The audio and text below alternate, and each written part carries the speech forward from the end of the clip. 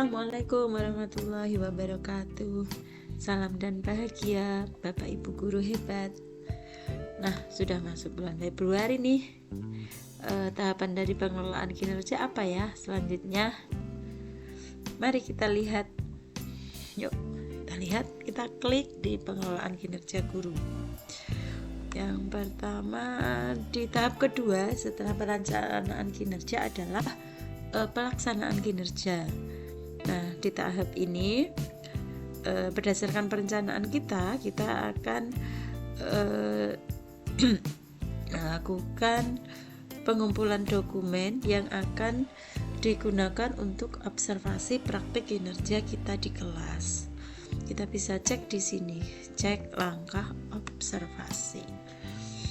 Jadi ketika memilih RHK kemarin, RHK yang saya sepakati sebagai guru bersama dengan kepala sekolah adalah penerapan disiplin positif. Nah, penerapan disiplin positif ini akan berhasil jika tingkat upaya penerapan prinsip disiplin positif untuk mengelola perilaku dan kebiasaan kelas yang disepakati bersama. Kita bisa cek rubriknya di sini tentang penerapan disiplin positif. Nah, jadi ini ada perilaku yang dianjurkan dan dihindari. Kita bisa membaca di sini. Misalnya fokus perilaku yang diobservasi, ada poin yang pertama, guru melakukan refleksi dinamika kelas untuk menerapkan kesepakatan. Maka yang dianjurkan adalah ini. Nah, fokus perilaku yang diobservasi ini kan ada 3. Nanti kita bisa memilih mana yang mau diobservasi, maksimal 3. Nah, dimana kita memilihnya adalah di sini. Jadi di praktik kinerja tadi ada bagian 1 pelaksanaan observasi. Jadi alurnya begini, setelah perencanaan kinerja itu pelaksanaan kinerja. Nah, pelaksanaannya itu yang pertama adalah praktik kinerja. Kan ada praktik kinerja, ada perilaku kerja. Nah, ini praktik kinerja dulu. Artinya adalah kepala sekolah akan mengobservasi kinerja guru. Ya. Kita lihat di sini isi dokumen persiapan pelaksanaan observasi. Nah, langkah-langkah untuk persiapan observasi adalah yang pertama diskusi dengan atasan. Nah, jadi kan diskusi itu misalnya di sini nanti ya yang diperlukan untuk diskusi itu. Nah, ini ya. Tadi kan RHK-nya penerapan disiplin positif. Rubriknya kita sudah lihat tadi ada 3 fokus perilaku, mana yang dianjurkan dan mana yang dilarang dari masing-masing fokus perilaku. Nah, di sini kita melakukan diskusi. Kita sebagai guru diskusi dengan kepala sekolah. Apa perilaku spesifik yang ingin Anda pelajari dan tampilkan pada observasi kelas? Nah, jadi ini bisa memilih maksimal 3. Bisa 3-3-nya kita pilih atau 1 atau 2. Ini setelah saya kemarin sebagai guru ya, saya konsultasi dengan kepala sekolah, saya memilih untuk melakukan refleksi dinamika kelas untuk menerapkan kesepakatan kelas dan melakukan penguatan positif terhadap perilaku yang sesuai untuk mendukung kesepakatan kelas. Nah, supaya lebih paham tentang target perilaku ini, ada baiknya kita mempelajari materi di pelatihan Merdeka Mengajar di bagian disiplin positif. Nah, karena RHK-nya kan penerapan disiplin positif. Nah, supaya kita lebih menguasai, kita bisa mempelajari pelatihan mandiri di PMM yang topik disiplin positif.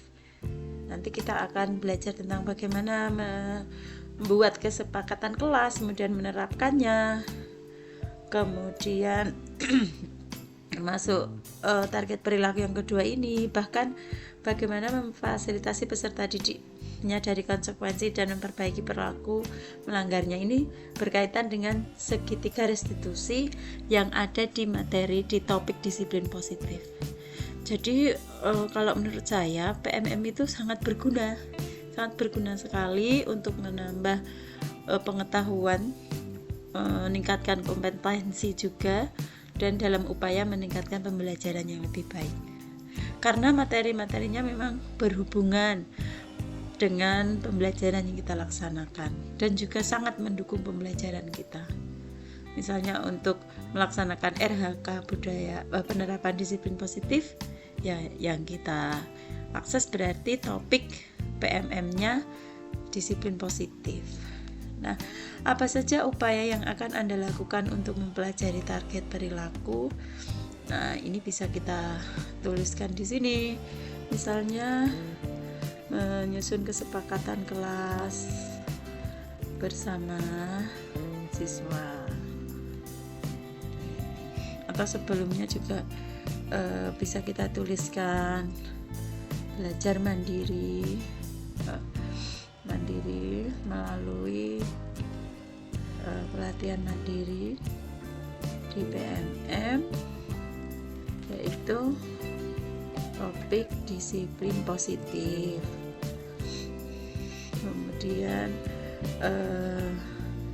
diskusi dan sharing dengan kepala sekolah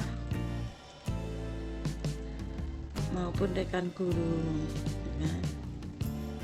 dalam komunitas belajar terkait disiplin positif ini.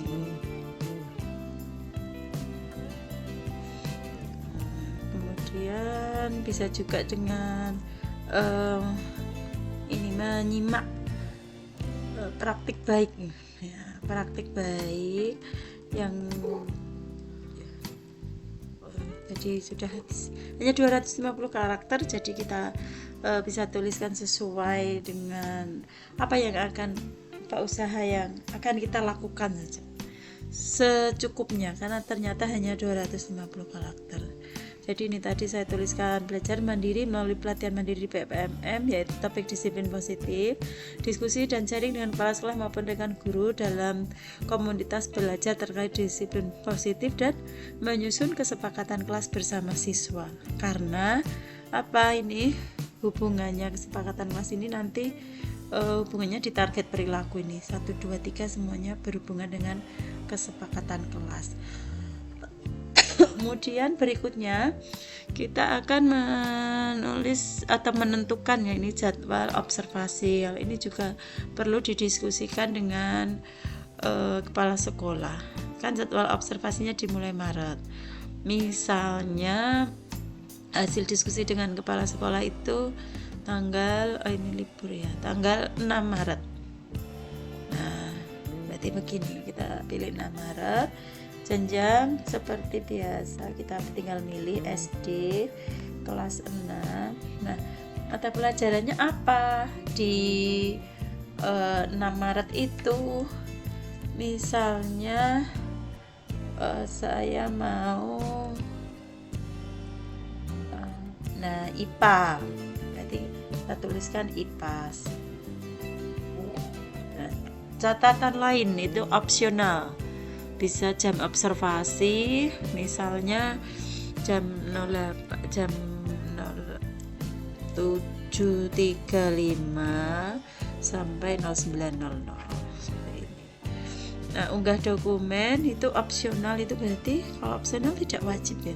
Oke, nanti kita diskusikan dengan kepala sekolah, apakah kepala sekolah itu mengharuskan kita mengunggah dokumen, tapi sebaiknya kita unggah.